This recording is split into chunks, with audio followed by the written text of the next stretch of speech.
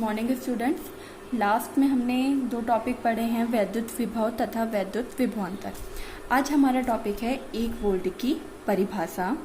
Volt क्या है यहाँ पर? विभव का मात्रक। तो हमें विभव के मात्रक की क्या करनी है? परिभाषा निकालनी है। ये पेपर में कई बार आया भी है। 1 वोल्ट की परिभाषा लिखिए, ज़्यादा नहीं, बस 1 नंबर का क्वेश्चन आता है, इसीलिए इसको जरूर पढ़िएगा आप लोग। तो हमने वहाँ पे फॉर्मूला निकाला था V बराबर W/Q। अब यदि हम यहाँ पर आवेश को 1 कूलाम मान लें, कार्य को 1 जूल मान लें, तो क्या हो जाएगा? V बराबर 1 जूल अपॉन 1 कूलाम, यानी जूल बट्टे कूलाम, जिसको हम वोल्ट भी लिख सकते हैं। तो V बराबर क्या हो जाएगा? 1 वोल्ट। अतः यानी कि 1 कूलाम आवेश को यदि हम अनंत से वैद्युत क्षेत्र के भीतर किसी बिंदु पर लाने में यदि हमें 1 जूल कार्य करना पड़ रहा है, तो उस बिंदु पर विभव कितना हो जाएगा? 1 वोल्ट। हमारा नेक्स्ट टॉपिक है बिंदु आवेश के कारण वैद्युत विभव, यानी कि एक आवेश के कारण कितना विभव उत्पन्न होता है। तो सबसे पहले हम डायग्राम समझते हैं। हमारा एक बिंदु O है जिस पर +Q कूलाम का आवेश स्थित है। इससे r मीटर की दूरी पर एक बिंदु P है जहां पर हमें विभव ज्ञात करना है। तो P पर विभव ज्ञात करने के लिए हम क्या करते हैं? O से x मीटर की दूरी पर एक बिंदु A है जहां पर हमारा Q0 आवेश रखा हुआ है। Q0 आवेश को हमें क्या करना है? A से उठा के P तक लाने में किया गया कार्य निकालना है। अब यहाँ से यहाँ तक सबसे पहले हम ये देखते हैं कि ये भी +Q है, ये भी +Q है, यानी इसके कारण इस पर लगने वाला बल कैसा होगा? प्रतिकर्षण का बल होगा। तो जब ये इस पर बल लगाएगा तो उसकी डायरेक्शन कहाँ होगी? बाहर की तरफ, यानी वैद्युत बल की डायरेक्शन कहाँ है? बाहर की तरफ। लेकिन हमें इसे क्या करना है? उठा के अंदर की तरफ लेके आना है, यानी हमें वैद्युत बल के विरुद्ध कार्य करना है। ठीक है। अब A से P तक लाने से पहले हम क्या करते हैं? हमने माना कि हम आवेश Q0 को एक छोटी सी अल्प दूरी A से लेके B तक dx दूरी लेके आ रहे हैं। ठीक है।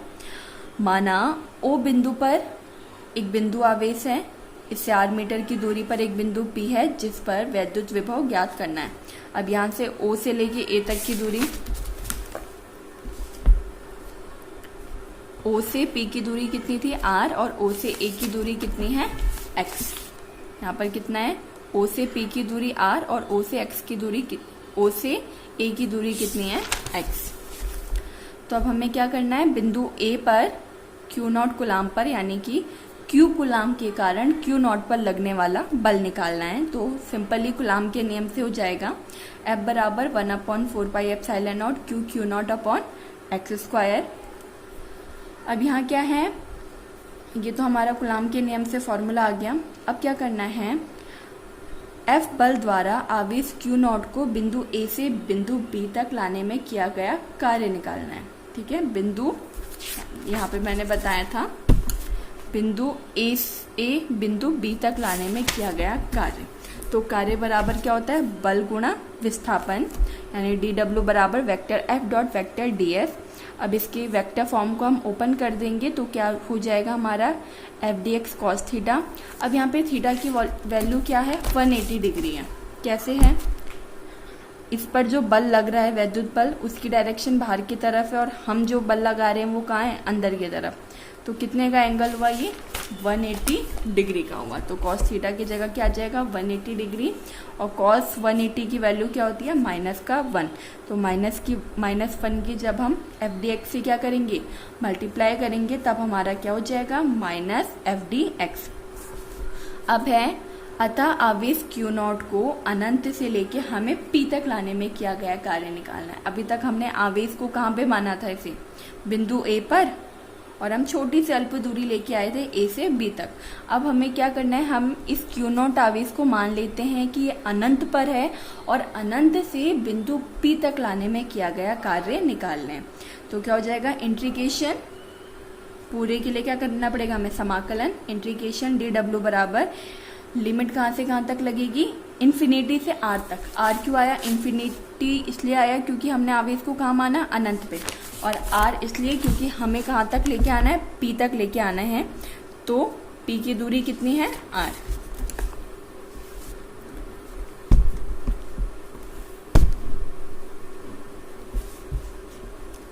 तो यहाँ पर देखिए क्या है, W बराबर F कहाँ जाएगा, बाहर आ जाएगा, F की वैल्यू माइनस कहाँ जाएगा, बाहर, और F की वैल्यू यहाँ पर हम रख देंगे 1/4πε0 Q1 Q0 upon x square, और dx की जगह क्या रहेगा हमारा dx।